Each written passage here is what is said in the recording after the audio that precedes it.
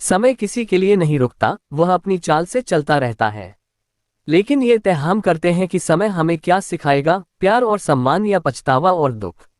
ये कहानी रामप्रकाश जी की है, जो अपने बेटे अमित और बहू सपना के साथ रहते हैं।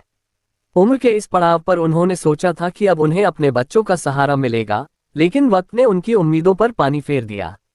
बेटे बहू को उनके पुराने विचार और कमजोर होती काया पसंद नहीं थी। वे सोचते थे कि अब उनके लिए यह बुजुर्ग किसी काम के नहीं रहे। और फिर एक दिन जब उन्होंने रामप्रकाश जी को घर से निकालने की योजना बनाई, तब एक ऐसी घटना घटी जिसने उनकी पूरी जिंदगी बदल दी।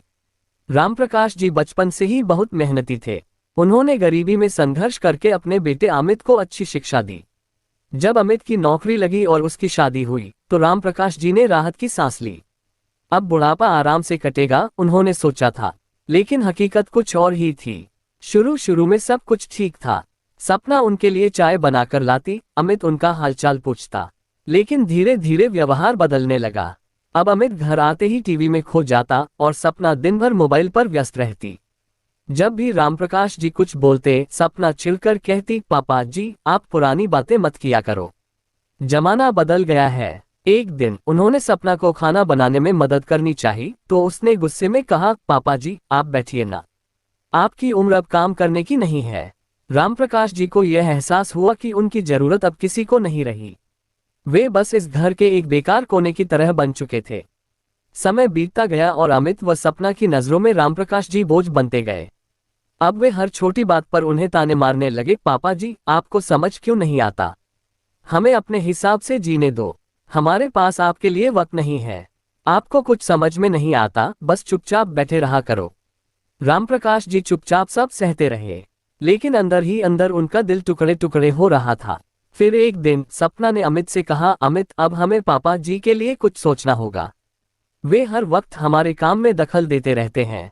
अमित ने गहरी सांस ली और कुछ सोचकर बोला, तुम ठीक कह रही हो सपना, हम उन्हें वृद्धाश्रम छोड़ आते हैं, वहां उनके जैसे और भी लोग होंगे, वे वहां खुश रहेंगे। ये सुनकर सपना खुश हो गई। उन्होंने ये तय कर लिया कि वे अगले दिन ही उन्हें वृद्धाश्रम छोड़ देंगे। रात का समय था। कमरे में अकेले बैठे रामप्रकाश जी ने सब कुछ सुन लिया था। मुझे अपने ही घर से निकाला जा रहा है। उनकी आंखों में आंसू आ गए। उन्होंने खुद को कमजोर महसूस किया। उनका गला सूख गया। उन्होंने अमित से कुछ नहीं कहा, बस अपने कमरे में जाकर बैठ गए और एक पुरानी तस्वीर निकाल ली। उसमें अमित छोटा बच्चा था और उन्होंने उसे कंधे पर उठा रखा था।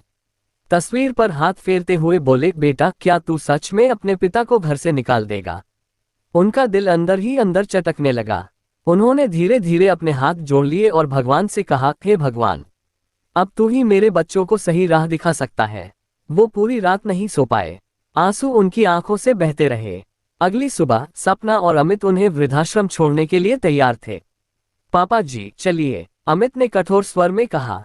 रामप्रकाश जी ने कोई सवाल नहीं किया, बस एक झोला उठाया जिसमें उनकी पुरानी यादें थीं। जब वे दरवाजे से बाहर निकले तो अचानक उनके पोते आरव ने रोते हुए उनका हाथ पकड़ लिया। दादाजी आप कहाँ जा रहे हो? रामप्रकाश जी की आंखें छलक गईं, लेकिन अमित ने आरव को डांटकर अलग कर दिया। अंदर जाओ, बच्चों को बड़ों की बातों में नहीं पड़ना चाहिए। रामप्रकाश जी ने एक आखिरी बार घर को देखा और कहा, बेटा जब मैंने तुझे इस घर में पहली बार लाया था तब मैंने सोचा था कि ये घर तेरा सदा रहेगा, लेकिन आज मुझे ही इस घर से निकाल दिया जा रहा है। अच्छा चलता हूँ। इतना कहकर वे गाड़ी में बैठ गए। रास्ते में अमित और सपना हंसी मजाक कर रहे थे, लेकिन अचानक धड़ाम, एक ट्रक सीधा उनकी कार से टकरा गया। अमित और सपना की आंखों के सामने अंधेरा छा गया। उनकी गाड़ी पलट गई। लोगों की भीड़ जमा हो गई। घायल अवस्था में पड़े अमित और सपना को देखकर रामप्रकाश जी दौड़े दौड़े उनके पास आए। बेटा सपना आंखें खोलो। रामप्रकाश जी फूट फूट कर रोने लगे।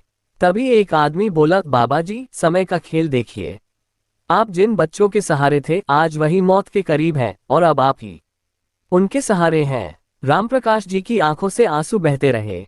उन्होंने भगवान से प्रार्थना की, भगवान मेरे बच्चों को बचा लो। हॉस्पिटल में अमित और सपना को होश आया। उनके सामने व्हीलचेयर पर बैठे रामप्रकाश जी थे, जो उनके इलाज के लिए भगवान से प्रार्थना कर रहे थे। अमित की आंखों से आंसू बह निकले। पापा आपने हमें छोड़ क्यों नहीं दिया? रामप्रकाश जी मुस्कुराए और बोले, बेटा, माँ बाप अपने बच्चों को कभी नहीं छोड़ते, चाहे बच्चे उन्हें कितनी ही बार छोड़ दें। ये सुनकर अमित और सपना जोर जोर से रोने लगे। वे अपने कर्मों पर पछताने लगे।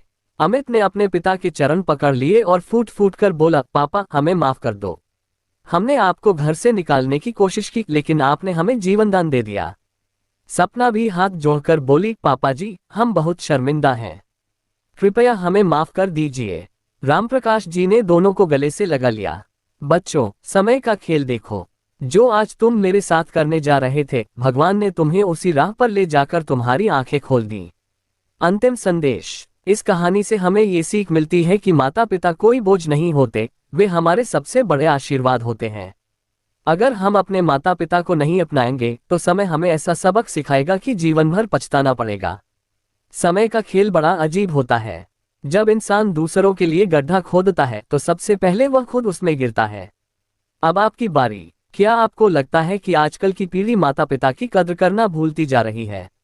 अगर आपके माता पिता बुजुर्ग हो जाएं, तो आप उनके साथ कैसा व्यवहार करेंगे? क्या आपने अपने जीवन में कभी ऐसा कोई उदाहरण देखा है जब माता पिता को संतान की बेरुखी का सामना करना पड़ा हो?